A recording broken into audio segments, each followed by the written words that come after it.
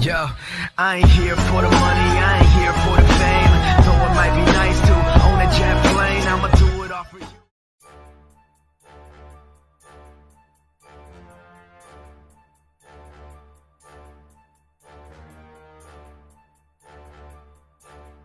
Hey, welcome back, trainers, battlers, and girls at PvP. This is PoGo Joel here, coming at you with my first video for 2021.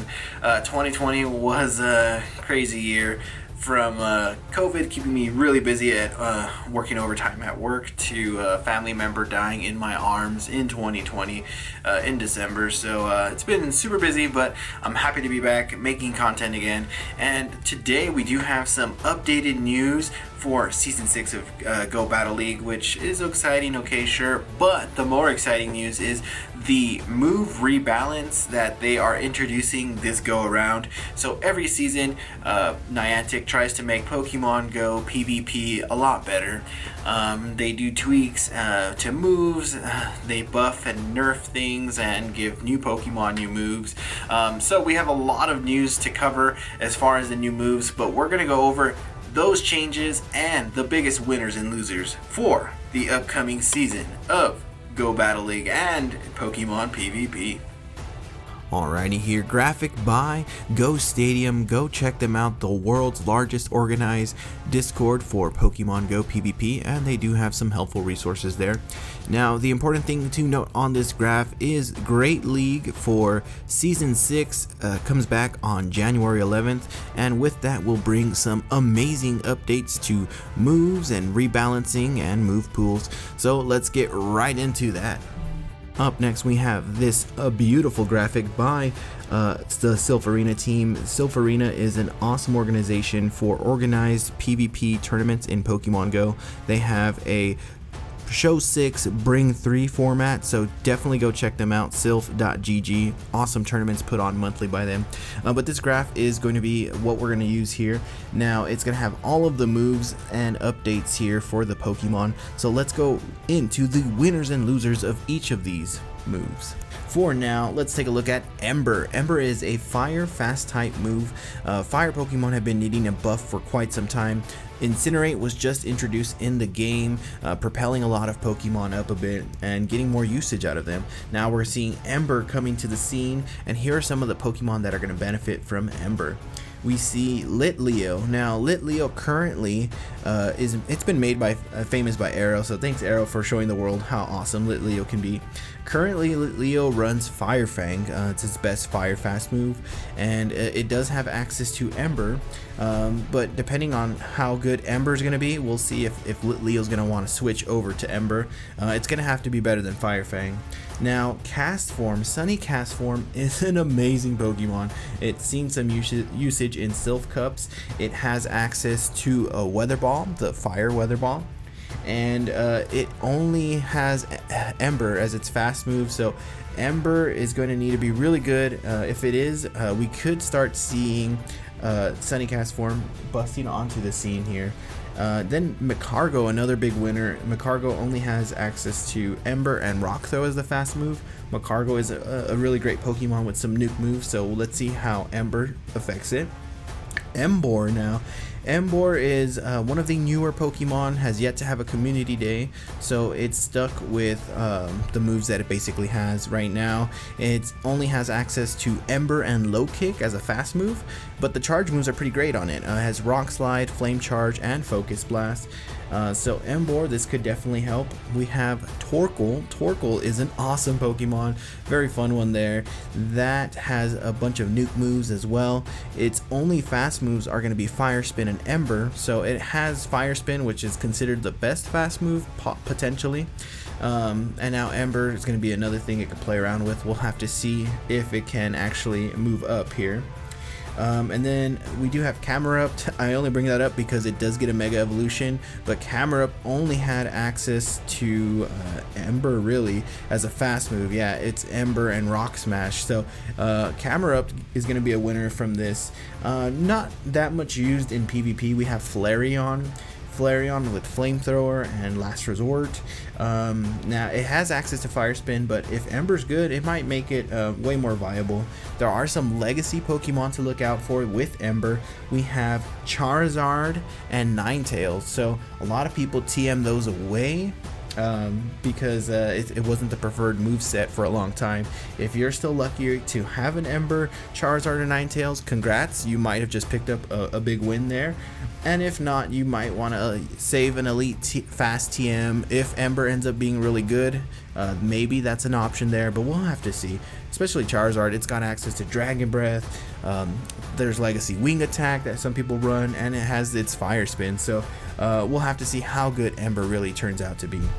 Up next we have Bubble, a water fast type move that was amazing on a lot of Pokemon. Now, this was a direct address to Azumarill, who is super dominant in the Great League meta. Now, if you are attacking Azumarill's Bubble, you are going to be affecting a lot of water Pokemon that count on Bubble, and some of them that have access to it that might make it a little bit spicier.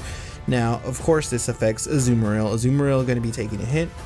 Sorry, Azumarill, you're beloved, you're fluffy, you're thick, but your time has come, and now you're going to be a little more balanced. So some of the Pokemon that are going to be affected by this is Mantine. Mantine is either running Wing Attack or Bubble, and it's an amazing Pokemon, a casualty of this. Jellicent, not even in the game just yet, but it will be during this upcoming season of GBL. Its early stage evolution will be coming on the scene at level 20 for rewards. Jellicent is an amazing Pokemon in the main series, has a lot of amazing access to moves, and that looks like it's going to translate pretty good over to Pokemon Go, so it'll be exciting to see what Jellicent is going to look like, but not even in the meta yet and already being affected. Now, up next is the biggest loser from the entire move pool rebalance. It's going to be Ludicolo. Ludicolo is going to get a nerf to its Bubble, and its other fast charge move is Razor Leaf, which we'll talk about later, getting a nerf as well. Ludicolo, a big loser here. Other notable losers in the Bubble department: Politoed, not the preferred moveset with Bubble, but that was a variant you could run. We do have Kingler also losing out there. There's a Poliwrath that you could run Bubble. Most people are running Mudshot nowadays, but in some metas you might want to run Bubble over Mudshot. Seismitoad is one of those other ones that doesn't prefer Bubble, but could have it. And Greninja, another Pokemon that used Bubble, no longer maybe an option. We'll have to see how big the nerf in Bubble is really. Also getting a nerf is Razor Leaf. Now, Razor Leaf is a move that a lot of grass Pokemon that don't have access to Bullet Seed depend on. That was how they were getting their damage done. So Razor Leaf is a direct address to that Shadow Victory Bell. Now, I'm somewhere in between with this. I know a lot of people are excited about Razor Leaf getting nerfed. What sucks about this is the real problem is Shadow Pokemon. They have a 20% more damage just for being Shadow types. That should have been addressed, but Razor Leaf users now a casualty of Shadow Victory Bell, throwing out all that poison. Alrighty, so here are some of the notable losers of Razor Leaf. We have Tropius. Tropius is either running Air Slash or Razor Leaf. Razor Leaf Tropius maybe no longer an answer. I'm sure it will be in some metas, but we'll have to see how bad the nerf is on Razor Leaf. Of course, you have Shadow Victory Bell, Shadow Grottle, Shadow Torterra, all strong Razor Leaf users. Gloom was a fun Pokemon to use, even the Shadow variant. Expensive to build, fun to use. Also, depending on that Razor Leaf damage. You have Whimsicott. Whimsicott, most people are running Charm on it, but there is a Razor Leaf variant you could run that deals a lot of damage as well. We have Sunny Cherum. You could run that with Razor Leaf. That is an option there. Has access to Bullet Seed, so we'll see Bullet Seed most likely continuing to outlast the movesets there. Ludicolo, the biggest loser of this. Only 2 fast moves. Both fast moves in this move rebalance are being affected, so hopefully Niantic saves Ludicolo from going extinct in PvP. And then there was an argument for Razor Leaf Obama Snow. I used it once, I think in practice tournament, but Razor Leaf Obama Snow does have some play. Most people are running Powder Snow on that since it's been updated and buffed. We have Sunflora, Roselia, Roserade. Those were prominent Razor Leaf users. Hopefully they have access to other grass fast moves that will make them relevant still. We do have Venusaur. Now most people are running Venusaur with Vine Whip. That is the most popular, most effective move to run. But there are arguments for Razor Leaf Venusaur, just because some people wanted to use that attack stat that it has on it to deal a lot of damage. Now the same is with Shiftry. There's not many people using Razor Leaf on Shiftry, but we have seen it in some metas. Most people nowadays are running either the Community Day Bullet Seed or Snarl, which are fast generating fast moves for Shiftry there. Other notable Pokemon: Vileplume, Torterra, Leafeon, and Legacy Weeping Bell. If you made one of those, congrats, but now losing a little bit of that Razor Leaf power moving forward. And now here's another big nerf: Sky Attack. Sky Attack going to be doing less damage, and a lot of flying Pokemon are counting on Sky Attack. So this was a direct address to Altaria and Skarmory, who have dominated the Great League meta since the inception of Great League. Since GBL first came on the scene, since Great League first started, these guys were very powerful. So obviously Altaria and Skarmory are going to feel that. A casualty of this is a lot of Pokemon. So we see Noctowl taking a hit there. Chatot, if you're lucky to have one. Sky Attack was basically one of the best moves it could have. Swellow, Lugia. If you got a Lugia in Great League, amazing, congrats. Now Lugia losing a step there with that Sky Attack nerf. Hawlucha, not even in the game yet, already feeling a little bit of a nerf there. Hopefully that stands out because it's a fun Pokemon. You have Unfezant, Honchkrow, a little more glassier, but did use Sky Attack as a stab move there. And then you have Legacy Moltres. Moltres with Sky Attack was a really good Pokemon. So Sky Attack definitely going to be felt there. And then we do see Rock Slide. So Rock Slide nerf is directly addressing two specific Pokemon. One is going to be Galarian Stunkfisk, so G-Fisk, as a lot of us call him. G-Fisk is definitely going to feel this now, and it's going to be a lot closer for it in some of the matchups. And then one I'm really worried about is Defense Form Deoxys, so DD is what we call it. DD is going to be feeling it a lot. It was using that Rock Slide for a lot of pressure. It was using it for a lot of neutral matchups. We'll have to wait and see. Now, a big loser to some of this is going to be Probopass. Probopass is a Pokemon that relied on Rock Slide for some stab there. Sudowoodo going to be losing some of the matchups there for sure. We'll have to see how bad Rock Slide gets nerfed, but Sudowoodo, come on, counter Rock Slide, Earthquake. That was a fun Pokemon. You do have the Armored Mewtwo there that was an option. Rock Slide was an option for it. We don't see too many Armored Mewtwo's now in Ultra League, and not even anymore really in Master League, but it is an option that you could use. Crustle is definitely losing some of its funness for sure with Rock Slide in Great and Ultra League. Tangrowth is a Rock Slide user that really counts on Rock Slide in Ultra League. You could thank Toshi for that one. Aerodactyl losing a little bit of power there with its Rock Slide, and then Mega Aerodactyl's coming out, so we'll have to see how much that affects it. We have Melmetal. Melmetal is one that I've seen a lot of my locals concerned because Melmetal already had some close matchups. Now if Rock Slide isn't doing as much damage to things like Cresselia, Giratina, and then we have Bravery, another Rock Slide user. When flying types are allowed, it'll be interesting. It'll still be good on it most likely. Then we have Machamp. Machamp going to be a loser in this because Rock Slide deals a lot of neutral damage. We do have the Legacy Stone Edge that you might consider doing. We'll just have to see what Rock Slide ends up looking like. And then Ember, we talked about Ember earlier, getting a buff with its Ember, but also losing a little bit with this Rock Slide here. We have Excadrill, who's going to be an amazing Pokemon in Ultra and Masters. A little bit glassy, but it is counting on Rock Slide for a lot of matchups there. And then we have other Pokemon like Terrakion, Landorus, Dramanitan, Rampardos. There's legacy Pokemon that have it as well, like Omnistar, Onix. We'll just have to see how it affects these Pokemon and how good it is. And then we have also Karate Chop. So Karate Chop is a move that's not widely used, and this is going to have probably the smallest effect. We'll see how good it is, but Pokemon that know Karate Chop worth of note is going to be Magmar, Magmortar, and then it's a legacy move for Pokemon like Machamp and Primeape. So we'll see if Karate Chop stands the test of time versus other moves, because fighting Pokemon really want that counter. I mean, even Alakazam got a community day just to learn counter, so we'll have to see if Karate Chop's really good.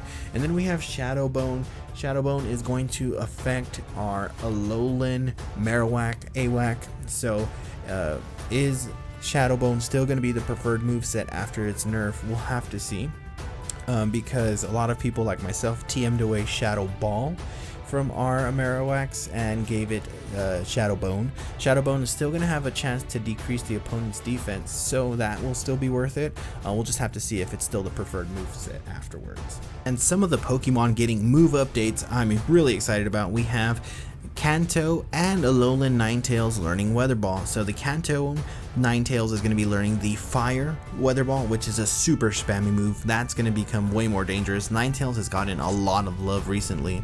And then we have the Alolan Ninetales learning the Ice Weather Ball. Going to make it super dangerous. It's now going to be the most dangerous charm user in the game for sure. And then you can run Psyshock for that secondary move. It's another spammy move, a psychic spammy move.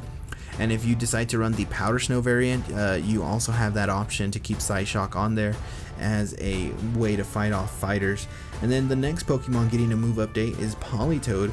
Politoed is going to be learning the Water Weather Ball. That's going to help it a lot because its current water move is going to be Surf or Hydro Pump, and most people are running Surf on that. It does have access to a Legacy Earthquake that you could Elite TM on there. So with Weather Ball and Earthquake, it's going to be a dangerous Mud Boy. Finally going to start seeing more of those spring up. Then we have Primeape going to be learning Ice Punch, so it'll be another great fighter with coverage, just like we see Medicham and some of these other fighting type Pokemon. Now Primeape is going to have counter, and we'll have to see how good Karate Chop's going to be, but with that you also have Night Slash, which is a great coverage move against psychics and ghosts. And then for the secondary move, it has access to Close Combat if you want that nuking move, or the Legacy Cross Chop, which is a cheap fast move that you can get on Primeape. From there we have Claydol. Claydol is going to be learning Ice Beam and Shadow Ball. I love Claydol. When it was first available, I was one of the first people to use it in my local at a tournament. So it has access to Confusion, Mud Slap, so you have two ways of running it, as a psychic type or as a ground type. It has Earthquake Earthquake is one of the moves. It's a nuking move. It has Gyro Ball as another option. That's a steel type move. It has Psychic, which has a 20% chance to debuff the opponent, and it has Earth Power, which is a 20% chance to debuff the opponent as well. So I don't see Earth Power really going away, but Ice Beam and Shadow Ball is going to be an interesting move set to introduce to its arsenal. So Claydol is looking really good here. From there we have Excadrill. Excadrill currently has Mud Slap, so it's a hard hitting move that really does slap, but now with Mud Shot, that is one of the fastest generating ground type moves you could have on a Pokemon. So Excadrill is going to get a lot more dangerous now. Excadrill's move options are going to be Drill Run, Rock Slide, Iron Head, and Earthquake. So it's definitely going to have a lot to fight back with. We did see that nerf to Rock Slide come through, so we'll have to wait and see how that works out. And then for the last update, we have Porygon 2 learning Tri Attack. Amazing. A lot of people wanted this during Community Day for all of the Porygons to have Tri Attack, so I'm happy it's learning it. It has access to Lock On, and then it has access to all the hidden powers. Its other moves that it has access to as far as charge moves go are all nuking moves. So it has Hyper Beam, it has Solar Beam, Get Beamed, and it has Zap Cannon. So really excited to see Porygon 2 get some love here. Maybe we'll start seeing a few more of those in the meta. Alrighty trainers, so tell us, what do you think? Who are the real winners and losers? Do you agree with me? If not, let me know down in the comments who you think the real winners and losers are of these updates. And if you like these types of videos, drop a like, subscribe. We're on the road to 1,000 in 2021, 1,000 subscribers, so hopefully we can get there. And until next time, trainers, battle on.